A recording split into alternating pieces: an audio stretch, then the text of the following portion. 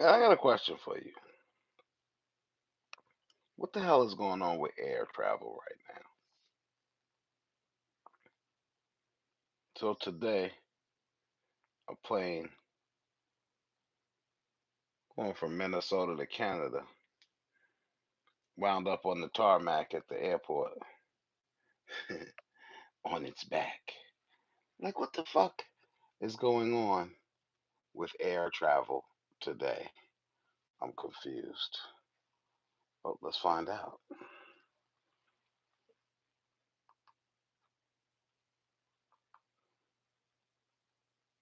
Aviation correspondent Tom, when you see that picture and you hear from the airport, and again, things are fluid at this hour, that everyone survived, it's quite incredible. What do we know right now? We can clearly see all that snow on the ground. This was a regional jet. As you may recall, it was a regional jet involved in the incident in Washington a couple of weeks ago. CRJ This was a 900. CRJ, a 900, and that Mm-hmm. means it can carry somewhere between 75 and 80 passengers inbound from Minneapolis into Toronto. Weather at the time, 18 degrees and blowing snow. Apparently, as it came down and landed on the runway, something 18 went wrong, degrees and blowing and snow. somehow this plane ended up upside down. Literally, you're looking at the bottom of the plane there. There's an You incredible see this image shit? right there. Look at that shit. That motherfucker's upside down, okay? Okay. With crew and passengers aboard. Let's continue. As the plane is upside down, Toronto airport firefighters on the scene very quickly and hosing it down. The amazing portion of this, as you mentioned, the airport is stating that all passengers and all crew accounted for. And the question is going to be, what happened? Was it Yeah, in what the happened? landing? Was it in? Did they hit ice as they were landing and unable to control the plane? There are a lot of unanswered questions right now, but Where more are the than wings? anything, I think everybody is grateful, Tom, that nobody has been killed, according to the airport. The Association of Flight Attendants has just tweeted that the union representing flight attendants is responding to an incident in Toronto with Delta and Endeavour Flight 4819. That's the regional carrier for Delta. Crews are working this flight. We're working the flight rather, and there are no fatalities according to the union. We have had a series of aviation incidents of late, Tom, A as you well know. The series. one here in Washington. We also had a terrible medevac plane crash in Northeast Philadelphia with 7 dead there. 7 We dead. had 10 people killed in a crash just off the coast of Nome, Alaska. And now we have this incident. But thankfully, at the moment, no fatalities reported. And Tom, we just got some new information. NBC News has confirmed that 8 people are injured. We know that one of those 8 is in critical condition right now. You mentioned a key piece of information there. This is flight 4819. I think that's what you said. This was a CRJ 900. Tom, the airport also tweeting that in the last week, they've gotten about 20 inches of snow, more than they received in all of November, December, and January combined. You can see those piles of snow there. Talk to me about the rescue effort there, because we saw those fire trucks out there shooting what looks like a fire suppressor on top of these planes, but we're talking about freezing conditions out there. They're going to do What that we really immediately got going because on in if this they world have a fuel tank rupture, they need to immediately. And by the way, there's some with amateur all these video out there aviation suggesting that there's quite a atrocities? bit of heavy smoke immediately after this incident. Fire crews are going to be at the end or at the point of where that crash has occurred. I think the rule is they've got to be there within, I want to say it's 90 seconds, but I'm not positive. They're all governed by the same FAA, and the FAA regs and the Canadian regs are the same. They've got to have a very robust fire response very quickly.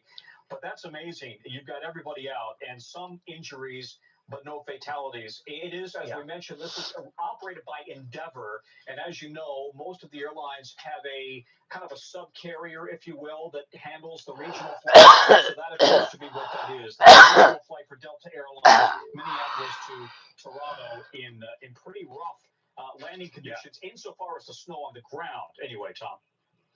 Tom, stand by for us. I want to get right to our NBC News aviation analyst, John Cox. John, the two big questions here. First, how do you This think is John plane Cox here, flipped guys. He's over, an aviation right? And the analyst with the second question, mustache after you over answer there. that, This walk guy. our viewers through what the protocol He's is got to the get mustache, so all you of know the he's passengers expert. out safely, along with the crew and the pilots, because we saw that video of people coming out from an upside-down airplane there at Toronto Pearson. Upside down.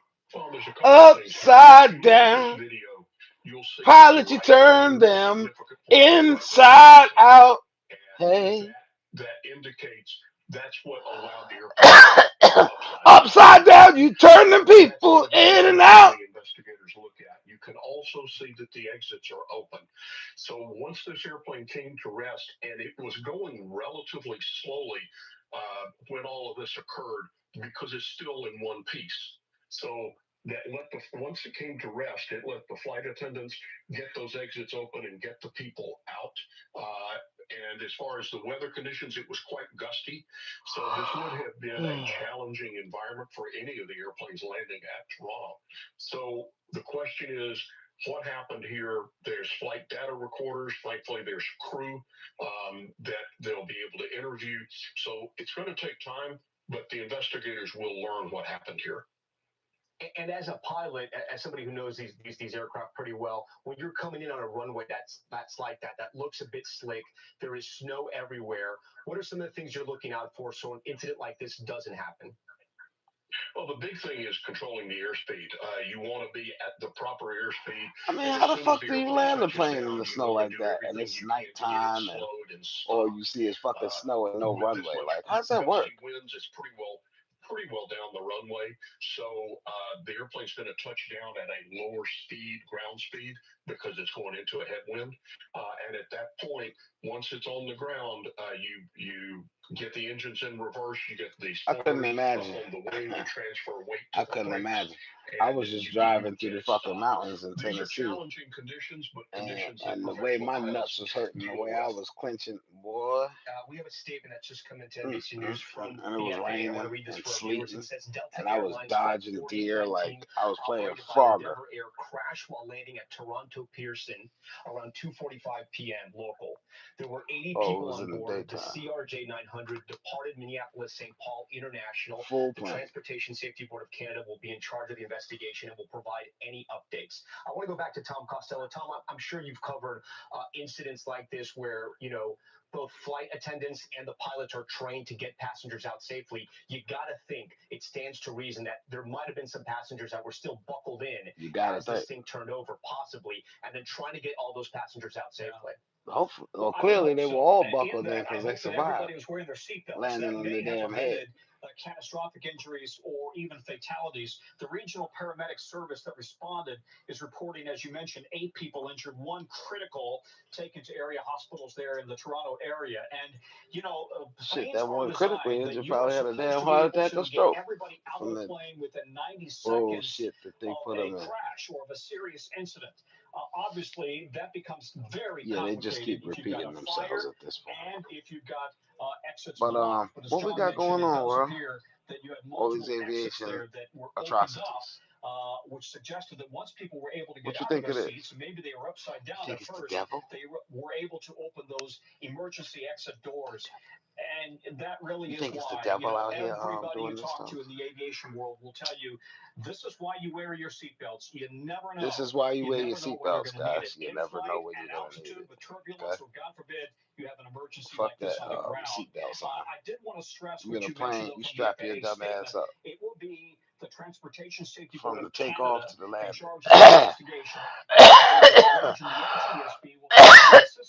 Because this plane originated from the States, it's an American carrier, so they will be a party to the investigation. Guys, at this point, Canadian TSB will be running it, and they work. I don't even care if YouTube monetizes me.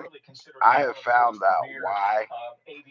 I have found the reason. I do want to ask you a little bit more. For me ever even signing into YouTube, I found my purpose. I got one more person I'm going to help. I'm going to bless before I leave here.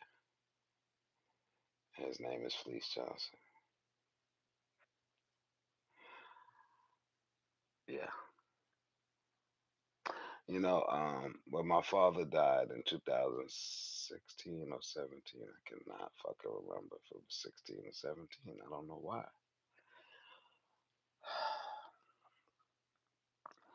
My pops died Christmas of 2016 or 17. I don't know why I can't recall which year. But anyway, he died and he had a 99 Cadillac DeVille.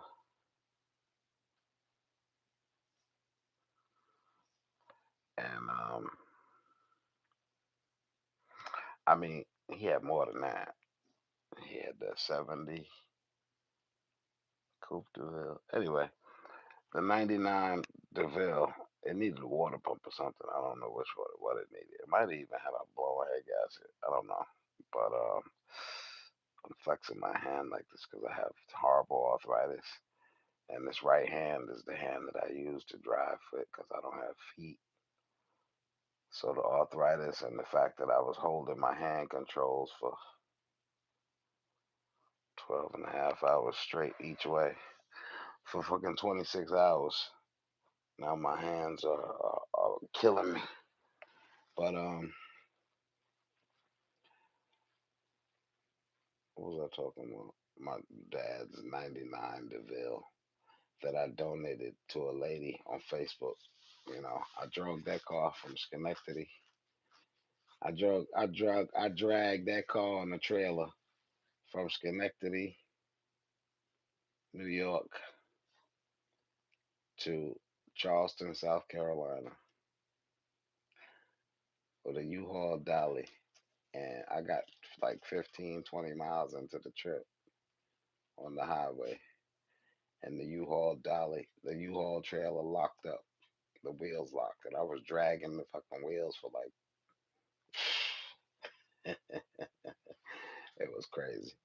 I dragged the wheels on that trailer with that DeVille on it for probably about 8 miles before I realized. I looked in that mirror and I saw a trail of smoke and nothing but blue lights behind me. I said, "Holy shit!" I'm in the Escalade smoking a blunt and shit. I'm like, "Oh shit!" So I'm like, "What the fuck is all this smoke coming from?" I thought my fucking transmission blew or something like that. Cause my transmission line had popped on that damn Escalade one time, had broke, and it produced a hella trail of smoke. But anyway, I pulled that car, my father's DeVille, to South Carolina with the intention of fixing it and keeping it, driving it. But there was a lady on Facebook. We weren't even Facebook friends. I saw a post, and oh no, that's a lie. She might have hit me up on my business page. I was selling cars. Anyway, either way, the lady got in touch with me, and she was in need of a car bad. She was living in a hotel or whatever. Classic bullshit story. Come to find out, she was trailer park trash. It might sound racist, but that's what the hell she was. And told this lady what the car needed. I told this lady what the car needed. Told this lady what the car needed. She didn't have a license. She didn't have no insurance. She didn't have no registration, nothing. But she wanted to drive the car away from my house with with none of the necessary things that she needed. So I wouldn't allow that. So what I did at the time, I didn't own my own trailer, so I rented another U-Haul trailer. By the way, U-Haul came and met me and switched out that trailer on the highway. Um, that's how I got the car back to South Carolina. But I went and rented a trailer for this transaction, this donation, because at the time, I might have still been, yeah, I was actually still a believer in Jesus, a believer. I was technically a believer, but I I had a dream, After that lady contacted me, she was in such a bad position. That night I had a dream, and at the time God told me to give that lady my daddy's car. So that's what I did. I gave her the car.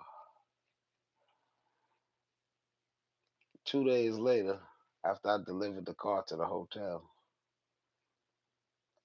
I get I, oh yeah, somebody on Facebook um sent me a messenger, and it was screenshots of this lady's post about me. And I didn't even realize the lady had blocked me already and shit. So I'm like, why the fuck didn't I see this post? So the person sent me the messages on Messenger showing me what she was saying about me, how I was a scammer and a biggest piece of shit. She tried to drive the car to the store, and the car overheated. Lady, I told you the car needed a water pump.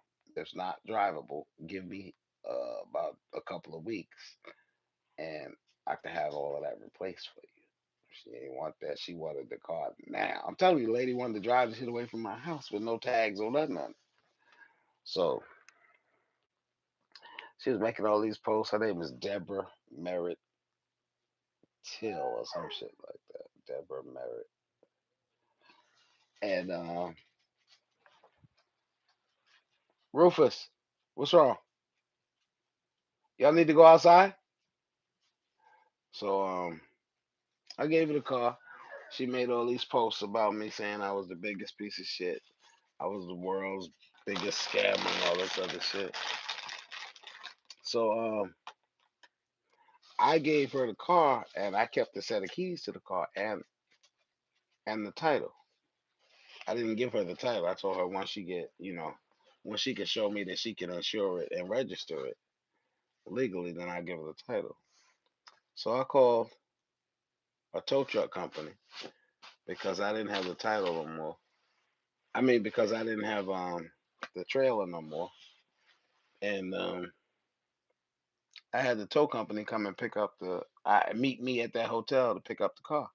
Being that I had the title, it was in my name. My father and I had the same name, so I repossessed the damn car. I took it, and she called the police. The police came to the hotel, and they told her, "Well, ma'am, it's not your car." So she did keep the set of keys that I gave her to that car. But anyway, long story short is I blessed that woman with that vehicle, and it bit me in my ass. Long story short is I am confident in blessing Fleece Johnson with a vehicle without fear of reprisal or without fear of that shit biting me in my ass. I feel that confident. He is. Let me tell you something about Fleece Johnson. He is the nicest. He's the sweetest guy that I've met, that I've known has been to prison. See, people get these conjured up ideas about people who have been to prison. I mean, I'll admit, I've been one of them people. I have been one of them people, you know. But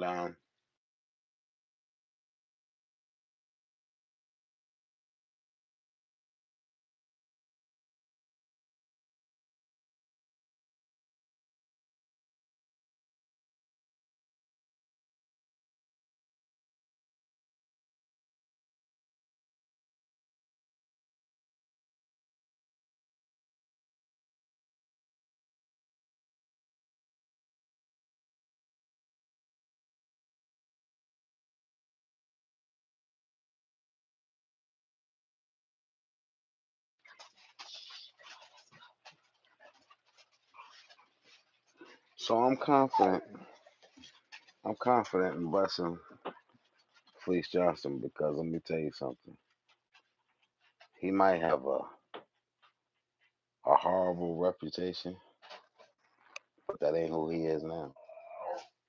He is living proof that people change, man. People can become better if they only decide to. Real talk. Janine. Yeah, I'm home. I'm home. I'm back home. I'm back home. I done went to see my mama and everything. Yeah, I'm back home. I made it. I did 1,530 miles 2 days. Drove from South Carolina through North Carolina, through Tennessee, into Louisville, Kentucky, and into Indiana, and back home. Blind as Cooler Brown, sick as a dog, with 3 dogs. Let me tell you something. The deer dodging games that I played, it was like a deer dodging adventure in the mountains of Tennessee in the dead of night. It snowed a little bit, sleet, rain. Me and my 3 dogs. I'm back at the crib. I gotta tell you something. You see, let me share something with y'all, man. I'm gonna just be real honest with y'all. I ain't got much time left on this earth, and the time I got left, I'm gonna live. I'm gonna drive as long as I can see a little bit. As long as I can see tail lights out of this right eye of mine. And it's closing out. It's closing out real fast because I can't see shit now, especially at night. Oh yeah, it's just a danger. But I did it. You know what I'm saying? I challenged myself to do it, and I did it, and I'm glad I did because I made a new family member. So I've been smelling like maple syrup. I noticed lately, like everything smells like maple syrup to me. So I googled. I said, "Hey Siri, why do I smell like maple syrup?" And y'all not ready for this shit. See, this is why you shouldn't Google shit. So Google maple syrup urine disease. Did you hear what the fuck I said? Maple syrup urine disease is an actual fucking disease. And it kind of explains a lot of my other ailments that I have with my stomach. It's some life is just too much at sometimes. It really is. So I smell maple syrup, man. It's the craziest fucking thing.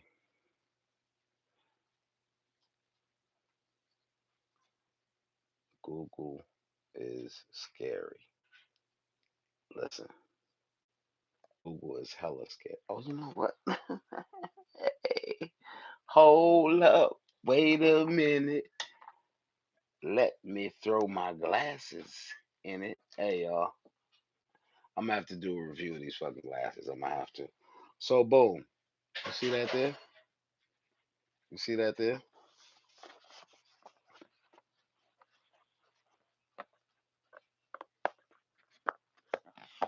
You see that light? That green light? That means my. You see that green light? You see it.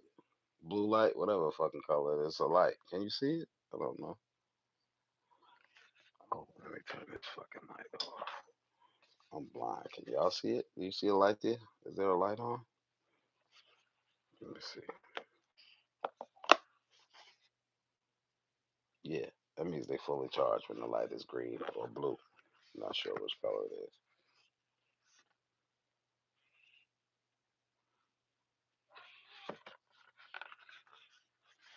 See them? Pull them out. Gotta be careful pulling these motherfuckers out the case. My Malcolms. My Sir Malcolms.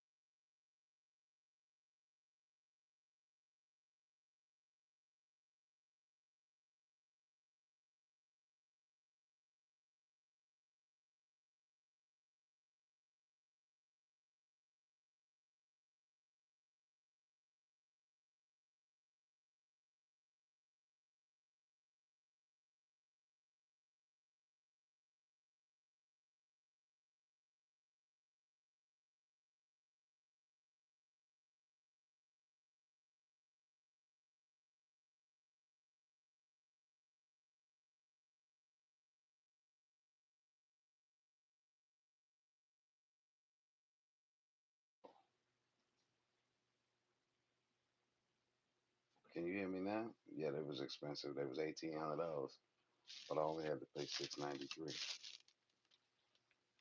in my copay. How they look?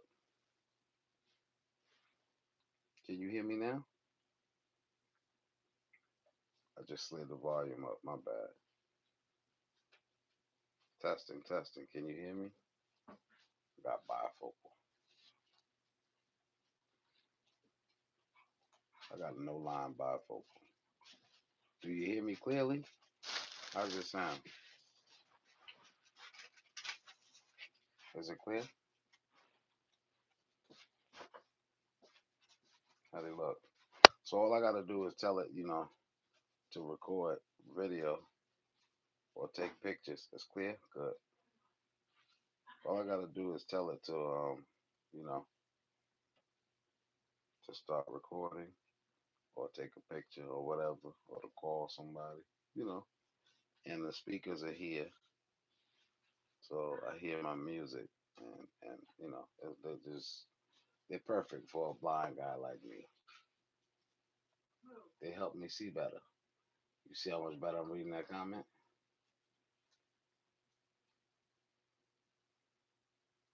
Yeah, I got no line.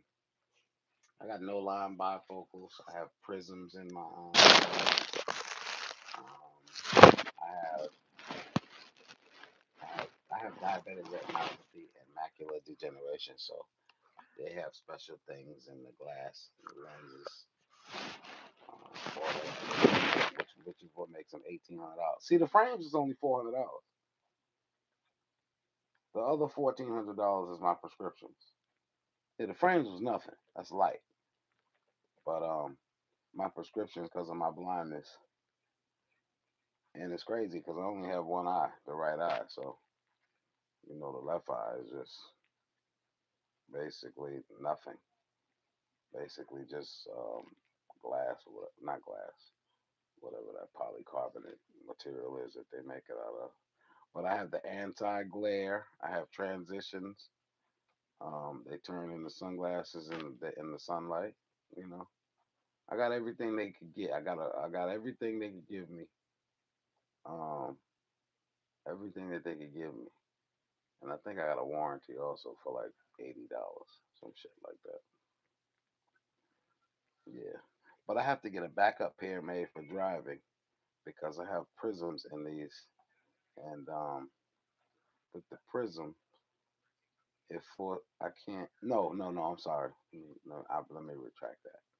I have to get a backup pair made. Firstly, because I'm horrible with glasses. I lose glasses. Like I'm gonna put an Apple AirTag in my glasses case because I'm just horrible with glasses. And I also need a backup pair of glasses without the no line bifocal because I noticed when I was driving through Tennessee and shit, and those deers, I almost hit them because I was looking. You have to keep your head down like this and keep your eyes above the halfway mark on this. Otherwise, you're driving through the bifocal, through the reading glasses, and you'll definitely crash. So these glasses are no good for driving because they have the bifocal. So my backup pair, which is gonna call it ain't gonna be no Metas. My backup pair, I have another pair of Ray Bans. They're the clear white see-through frame. Nice frame. That was a $600 frame. But I'm gonna get the lenses, just the lenses for the nose, and that's gonna be $1,400. So I'm working on that. plus I'm working on what else I have. I'm working on this month. I gotta I gotta do some transmission work and change the shocks out on the Lexus because I got a rattle in that front right shock strut, and I don't like that shit. So I'm gonna change all of them motherfuckers.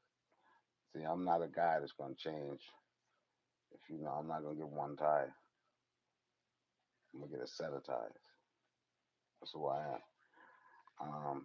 I'm not gonna change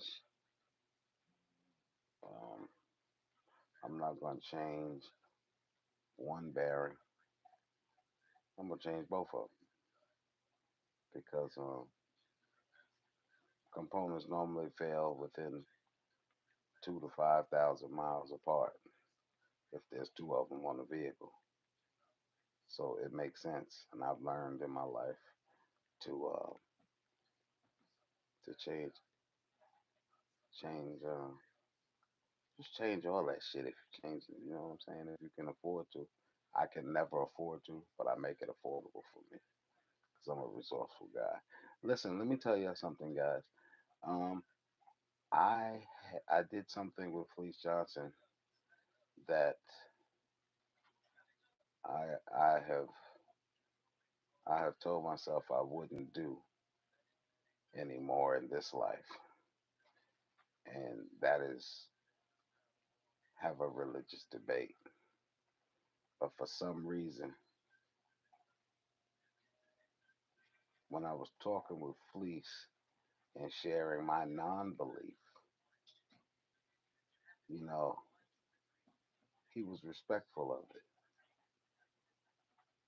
That's the first person that I've dealt with religious conversation that wasn't disrespectful of my non-belief. Hey, yo, I got 4 viewers and 0 thumbs up. I got a fucking problem with that. You see what I'm saying? If you're hanging in here this fucking long, let's get a thumbs up, man. Please. I'm so sorry. You know, I'm working on my manners. Can I, can I please get a thumbs up? The fuck?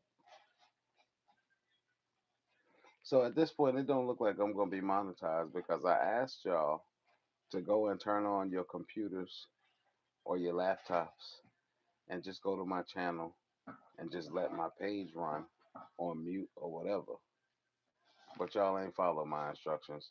So my watch hours haven't grown and it don't look like I'm gonna be monetized.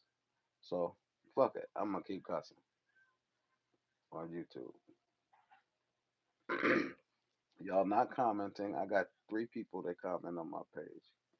My boy Benny, Janine, and Crystal. That's it. So you know what that tells me? It tells me I don't give a fuck about me. That's what that tells me. Um, yeah. But I'm gonna keep posting content. You know, I went out to Louisville, Kentucky, and I was interviewed by Felice Johnson and Big Lee from Hustler Spirit, and everybody thinks that I'm a liar. That's what they think. So I told my mother that tonight. I told her that, and she said something very simple. Because, hold on one second.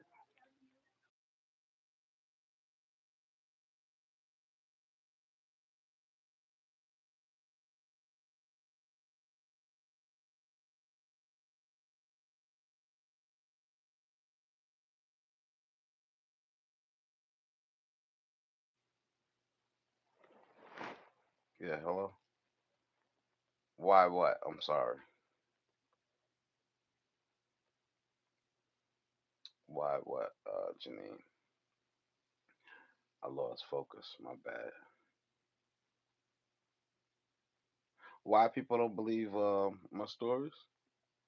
Oh, my mother answered me. She said because they're unbelievable. That makes sense. I have lived an unbelievable life, and that makes sense. I really have. I went from I started using drugs from the age of 9 years old up until the age of 27. Cocaine. I mean, I currently use drugs if you consider marijuana a drug. If you're one of those people. So 9 to 49. Why do you think he was lying? I don't know. I mean, they think I'm lying about the things I did when I was a detective in New York. They think I don't actually know what they think I'm lying about. I mean, because I don't know if they think I'm lying about growing up in foster care, growing up in group homes, being abused as a child, sexually abused as a child. I don't know what part they think I'm lying about. But you know what? It don't matter what they think. How that happened at 9 years old? How did what happen at 9 years old? Me using cocaine? Is that what you're asking me?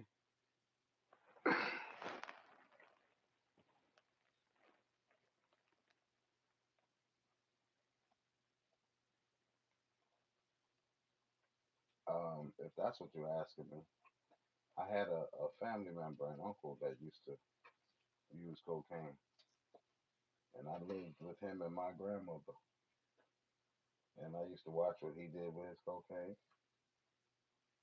and I did what he did. He used to keep it in his car. I would see him running in and out the door. I would watch him out the window, through the window,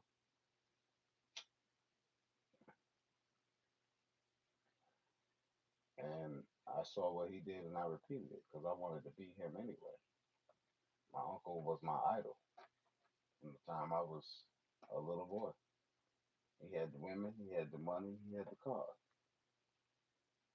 So what the fuck I wanted. He was a car salesman. He retired a multi-millionaires from selling cars for 35 years.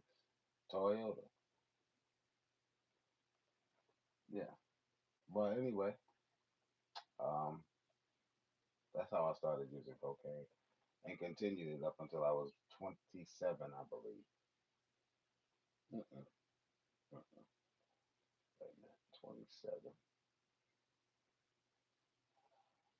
I stopped using. I stopped smoking. I stopped snorting cocaine. Fuck. Yeah, I get back there again. 2004. So from how old was I in 2004? My dad died in 2003. I was 24. Yeah, I was high as a motherfucker. My father Rico. Yo, I snorted so much cocaine the week of January 15th, 2003, that I overdosed. Yeah, I legally died the same week my stepfather died. Acute cocaine toxicity. So my mother almost buried her son and husband in the same 2 week span, and within 2 weeks. But I coughed. Uncle's still around? Oh hell yeah, he's a multi-millionaire real estate developer now. He hasn't used cocaine in probably 30 years. I think he stopped using cocaine in probably about 30 years ago. No, he sold cars for 34 years. Wow, probably about 35 years ago he stopped using cocaine. I think. The fuck, I don't know. He don't show no signs of using cocaine. I tell you that. He like pussy now. Pussy is his demon. It ain't my aunt's pussy either. But anyway, my uncle is 74, I believe. I believe he's 74. Hmm. Very wealthy. Hmm. Real estate developer now that he's a retired car dealer. He owned the Toyota dealership. He wasn't like a sales manager. Your mother, brother? Yes, my mother's a baby brother. He's the baby out of 13.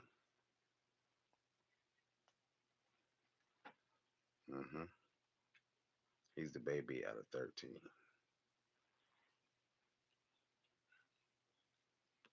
He's the shining star out of my grandmother's children from the outside looking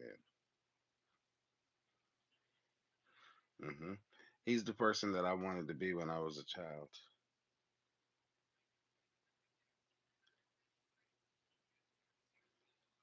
I learned everything I know about how to sell a car from that man, and auto sales school. But he's the reason that I sell cars and ever got into the business of selling cars. But he's him and I'm me. Um, I'm a two-time cancer survivor. Aggressive stage 2 pancreatic in 2010, probably from alcoholism, and 15 years of no medication for diabetes. And in 2021, I had glioblastoma brain cancer.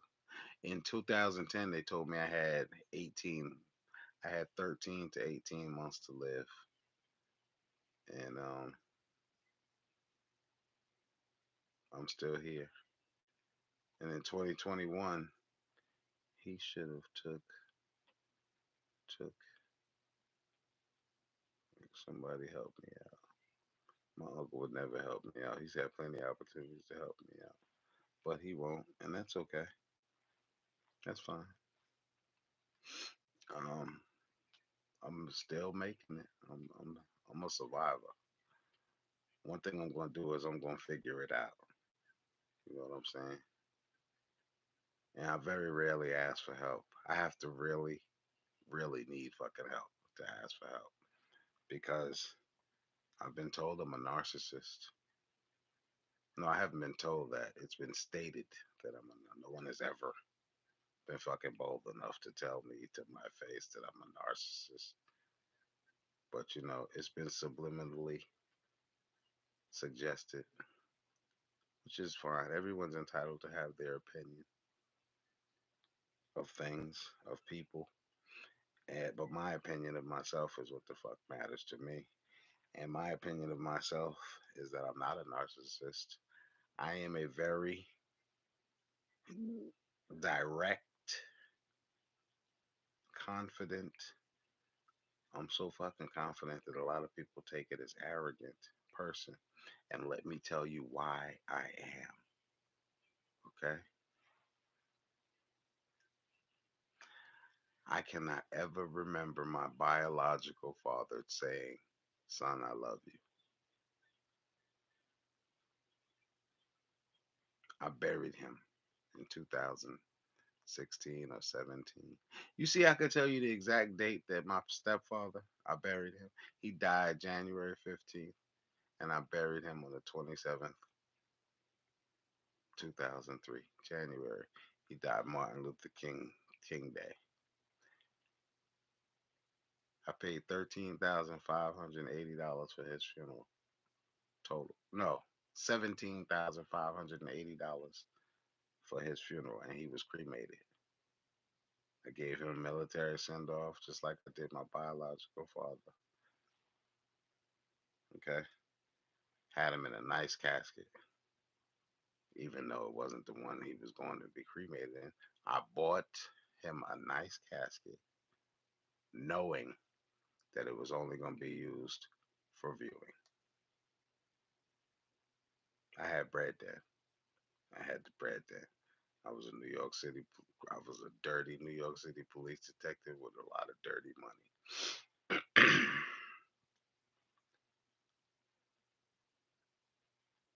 And I was also a real estate agent, licensed. So I cannot ever remember my biological father telling me that he loved me. My mother, probably 10 times in my life, my mother told me she loved me. She hugged me today and I fucking cringed. It was so eerie for my mother to hug me today. And then she said, "It's been so long since you've hugged me." And I was like, and I actually said, "Oh, we doing hugs now? That's what we're doing now?" So it was strange. It's like she's being real nice to me. You know why? I think it's because I affected her when I told her. I told her recently on YouTube that she fucked up as a mother. You know what I'm saying? You let me go into the system at 7 years old, and it fucked me up for life. I confessed that shit to her. I let her know how much she fucking hurt me. And recently, my psychiatrist, I see a psychiatrist twice a month. And my psychiatrist told me that I need to let people know when they fucking hurt me. Like that same uncle that I'm telling you about. Oh, that motherfucker hurt me so many times in my life. And, you know, I've never let him know. I just let him keep doing what the fuck he do, you know. But my psychiatrist told me I need to start letting people know when they hurt me. Because if I don't, I internalize that shit and kill people. I'm gonna move forward with that. All right. But I need to internalize, I need to stop internalizing my pain. Because I've been doing that from childhood, you know. From childhood, I used to just run away from the pain, from the abuse, from the beatings, from the Bible, from the torture. I just ran away and kept running away. My uncle married with grown kids. Yep, yep. And he liked women younger than his baby girl. I think his daughter might be 30 now. He like him like any grown man that knows the they call it, the legal age of consent in their state. They're a fucking pedophile, and that's the bottom line, in my opinion. I didn't. Yeah. Anyway, yeah, some crazy people in this world, man. And a lot of people, a lot of them got money. A lot of them got money. But I don't remember my parents telling me that they loved me as a child, which is why anytime that I interact with my children, I don't care if it's a 2 minute conversation somewhere in that 2 minutes, my kid's gonna hear I love you. That's who I am. Because I'm determined to not be who my father was. My father died and I didn't know him. Knew nothing about the man. I knew him, but I didn't know him.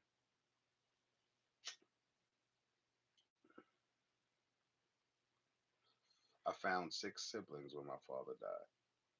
Six of my siblings. Never knew of them. I had to fight with them. I had to beg them to sign papers so I could deal with my father's debt. They didn't. I lost the house. Still dealt with his debt and buried him. Gave him two funerals, a church funeral because he was a pastor, and a private military service for a man I never knew. We had my biological father's funeral. People standing up saying, "Oh, how he paid for this child's tuition, how he paid for this child's tuition." I'm like, who the fuck are they talking about? I said that in the pulpit. My father, who I had no relationship with,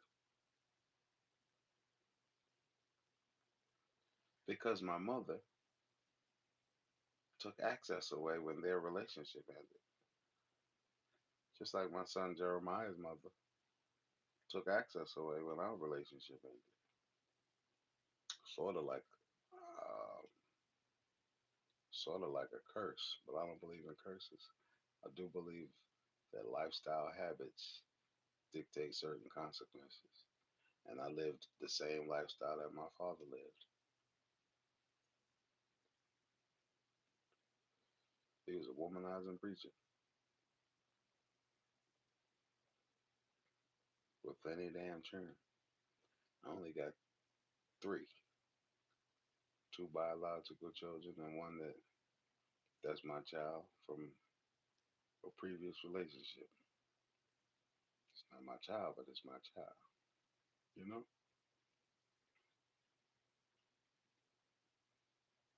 I am a person who has lived a storied life. I have, and the story is sometimes unbelievable.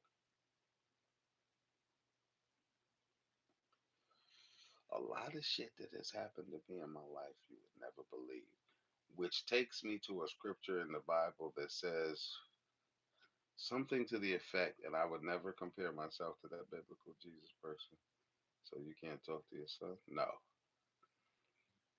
I bought him a phone. The scripture says that there are many things that Jesus did that the world will never know. Why will the world never know? Because it says basically that y'all didn't believe all the shit we said about this man in 66 books. If we told you more, you damn sure ain't gonna believe that. But no, I can't see my son or talk to my son because his mother has denied access. I'm tired of going over there and getting arrested for trespass. I had bought him an iPhone. I gave him an iPhone that I had, a 13 Pro Max, and I couldn't get in touch with him. I couldn't call him. Couldn't get him on the phone. Couldn't get a message to. So come to find out, I was blocked on that phone, and he didn't even have it. His mother had it. So I was paying $130 a month for a fucking phone that was just in his mother's possession.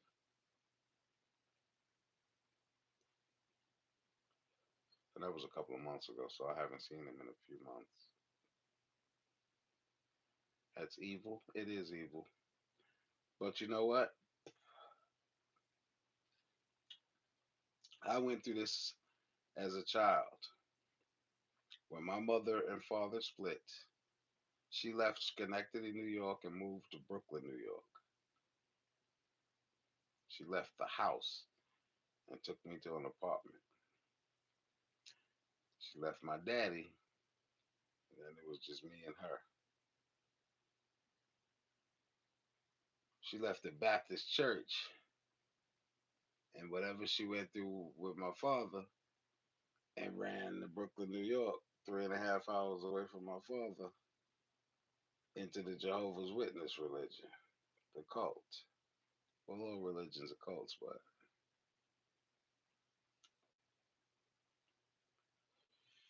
and that was the beginning of the end for me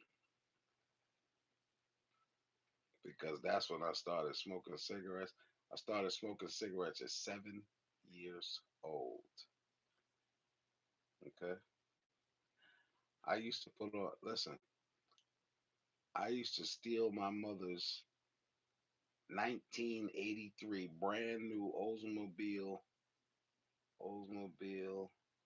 Omega, a little square car. Seven. If you think I'm lying, I just put up a video earlier when I was sitting there discussing it with my mother, and she was saying that she remembers this. Okay, 7 years old. I was such a big kid. I'm 6 feet 6 inches now, and I was 7 years old, and I was at least 5'5". I was tall enough to see over the damn steering wheel. Okay, and I knew how to drive because I had been playing the little damn video Atari game with the steering wheel for the longest. Okay, I used to take my mother's car and park it in teachers' parking at Public School 161 on Crown Street in Brooklyn, New York. If you think I'm lying, it's verifiable by my videos where my mother is discussing this with me. Okay,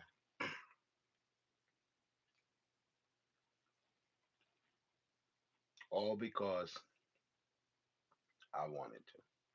I've always been the type of person to do what I want to do, knowing the consequences and totally disregarding it.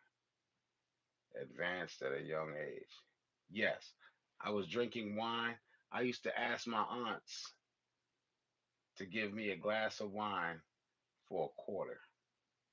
They thought it was cute, but it was the beginning of a fuck up. They never gave me the wine. I would get the wine, but they never knew I got the wine. Yeah, from age 7. First time I ever ran away was I was 7 years old. It was the dead of winter in 1980.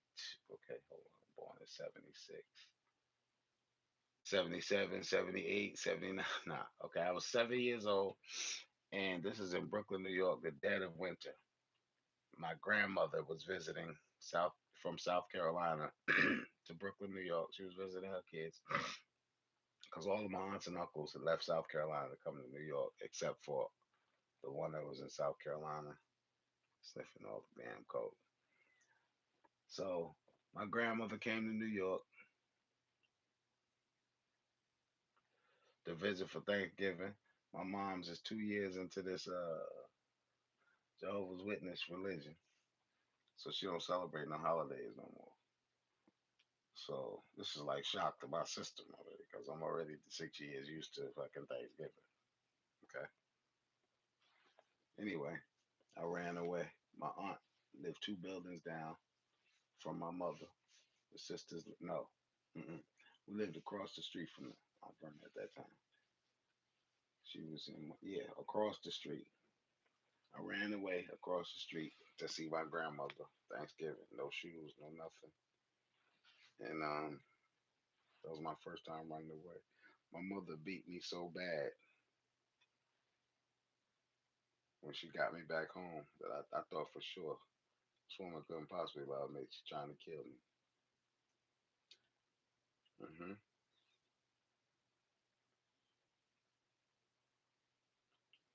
So what comes after Thanksgiving? Christmas. So I ain't supposed to have no fucking Christmas because you serving this Jehovah guy. You fucking nuts. Fucking ran away again. Ran away where? To Aunt Verna's house across the street because I want to be with my cousin Anton. I know he getting something for Christmas. I want to see what the fuck he get. Think I might have stayed over there 2 days. Scared to death to go back home. Moms came and got me 2 days later. Beat me from Mount Vernon's apartment all the way across the motherfucking street to her apartment. Hmm.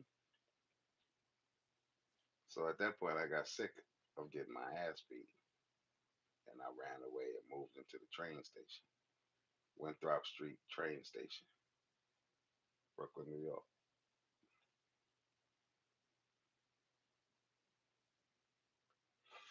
I successfully lived in that train station for well over a month. The only way they found me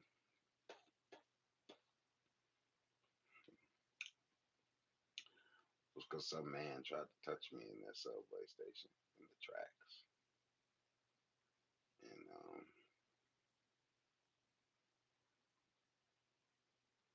yeah, that's how they found me.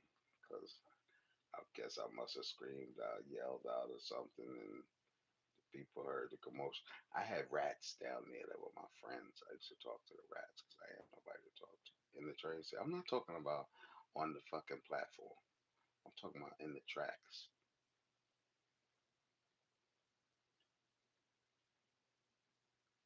Yeah. Well, I'm not. People probably wondering why I'm saying all this. I'm answering questions. There are questions that are popping up, which is causing me to talk about this stuff. You know, I'm not just pulling this out of my ass. I got somebody named Janine asking these questions. You mean in the tunnel? Yeah, in the tunnel. I was in the tunnels where the trains go, not the platform. See, because you see a fucking 7 year old out there on the train platform, you're immediately calling the police or alert somebody. So I successfully, yeah, I left. I went left out of there during the day, and I was on the streets. I wasn't in there 24 hours. It was just like a homeless person. I was out, a 7 year old just roaming New York on the trains. I rode every train in New York within that month. I rode every train line in New York within that month.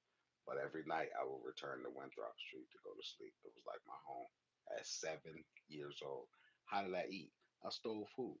I used to steal. I robbed. I would shoplift from Walmart, A&P, Key Food.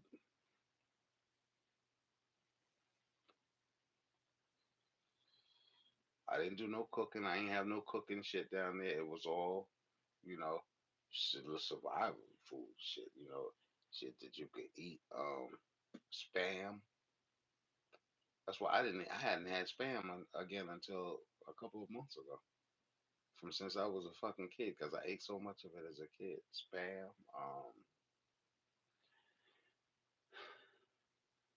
What else I ate? A lot of potato chips. All kind of shit. They had Walmart back then. I ain't say Walmart. I said Wallbounds. Oh, if I said Walmart, I'm sorry. Wallbounds. There was a place called Wallbounds. Did I say Walmart? Did not mean to say Walmart, people. Wallbounds, AMP, ShopRite, and Key Food were the places that I used to shoplift in as a child to survive. hmm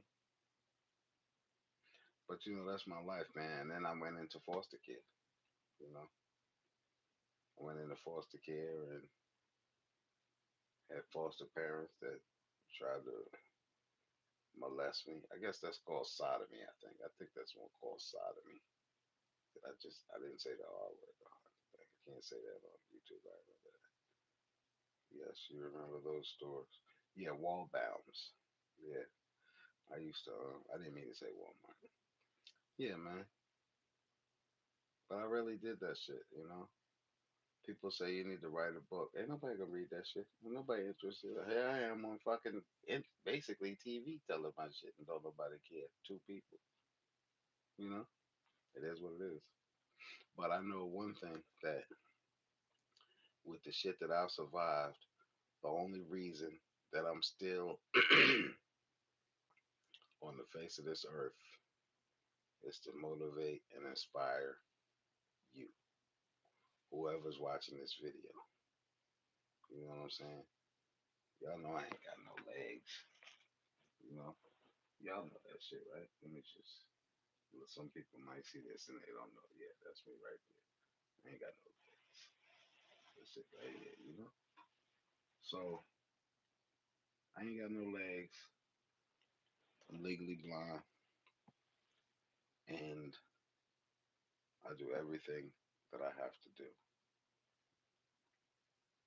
It might take me a little bit longer than you. I might be a little bit slower than you, but I'm gonna get that shit done. And it's my job with whatever time I have remaining on this earth to motivate and inspire each and every person that I can. That's it. That's my mission in life. And to sell cars. I gotta get this business off the ground. I ain't got much time. I gotta sneeze. Excuse me, y'all. Excuse me. So I think that's gonna be it for the night, y'all. I might start my story times again. I don't think too many people are interested, but I got story time. And I was thinking about doing them chronologically. Do you have a wheelchair electric? I got prosthetic legs. You see them right here? That's what I got. I do have a scooter, but it needs a charger. I can't afford the charger. I have a power scooter, a Jazzy scooter, but it needs a charger. I don't have a way to charge the battery, and it needs a battery too. So I'm working on it though. Shit, my mother told me she got $5 and 30 something cent in the bank tonight. Like it's the fucking 17th. There's still like left in this month. How you have like $5? What the fuck? So that put a little bit of stress in my head. So now I gotta find a little money to bless her with. It's just a rough life, man. It's a rough life. And you ain't got no fucking job. But I make it do what it do. You know? That's what I do. Where are you from? What's this say? Janine, where you from? Where do you live? What state you in?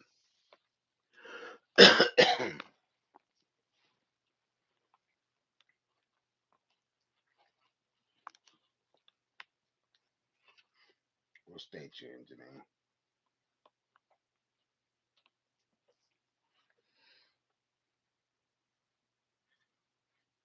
I'm taking a shine to this Canada Dry vanilla cream. Can y'all see it? I can't see it. Canada Dry vanilla cream. I'm gonna tell you something, man. When these things are ice cold, they're some kind of good. Yes, they are. New Jersey. Did you tell me that before? See, I do suffer from short term. Boy, them things those looking pretty good up there, boy. What the? All right, I see you, baby. I see you, JD. All right, I got tattoos too, girl. I'm tatted up. It's the real deal. I don't know if you can see them or not, but shit, we got some tats. Hmm. I think I got something. Yeah, there's something right there too. What is that shit? I can't even. Oh, that's my Benz. Right there. The grill of my Benz. Cadillac up here somewhere. Can y'all see that shit? I don't know. Can y'all see? Can you see? Yeah, you did tell me that before. Okay, I thought so. All right, I'm gonna remember now. You in Jersey? Where in Jersey? I used to work in Jersey, Rahway. Did I tell you that before? I used to work at Lexus dealership. Hmm. I sold Lexuses in Jersey.